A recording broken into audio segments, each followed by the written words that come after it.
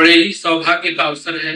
ये जो परिचर्चा हो रही है, परिसंवाद हो रहा है, एक नए युग का आरंभ हो रहा है। और इस अवसर पर और ये अवसर प्रदान करने वाले हम सबकी मातृकल्पा आज पूरे भारत में, संस्कृत जगत में कभी कोई भी कह दे कि माता जी से बात हुई, तो माता जी कहने का मतलब है पुष्पा दीक्षित, और कोई लिया ही नहीं जाता। और व्याकरण शास्त्र को एक नया रूप, एक नया अवतार, और वस्तुतः पाणिनि के व्याकरण को जिस रीति से, जिस परंपरा से, जिस क्रम से, जिस विज्ञान के साथ पढ़ना चाहिए, वह विज्ञान बहुत वर्षों बाद माता जी के द्वारा इस संसार को दिया गया है। ये कहने में कोई दुविधा नहीं है। वाक्यपदीय का एक पद्य है, वो किसी संदर्भ में उन्होंने ब्रह्मकांड में कहा है, लेकिन पूरा पूरा वो संदर्भ माता जी पर घटित होता है। वो लिखते हैं, आविर्भूत प्रकाशानाम अनुपद्रुत चेतसाम। ये दो शब्द हैं।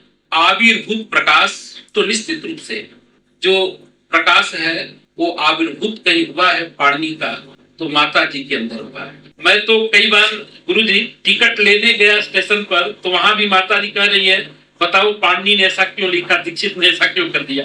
एक तरफ टिकट ले रहे हैं, तो जिसके जीवन में शास्त्र चिंतन के अलावा कोई चिंतन ही नहीं है, ऐसा व्यक्ति हमने कहीं देखा तो माता जी। वो पाणिनि और आप में कोई भेद है ही नहीं।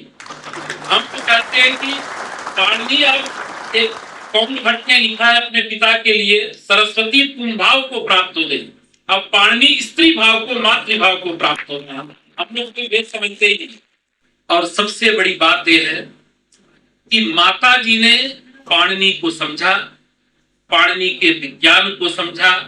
मैंने देखा दक्षिण भारत से लेकर के उत्तर पश्चिम सभी दिशाओं से, यहाँ तक कि नेपाल, चाइना, माता जी चाइनीज को भी कैसे पढ़ा लेती हैं, ये बड़ा आश्चर्य होता है। ये हम सबके लिए गौरव की बात है, न केवल हमारे आपके लिए, संपूर्ण संस्कृत जगत के लिए, संपूर्ण भारत के लिए, संपूर्ण विश्व के लिए गौरव की बात है। इस चर्म चक्षु से हम माता जी को देख रहे हैं, इनको सुन रहे हैं।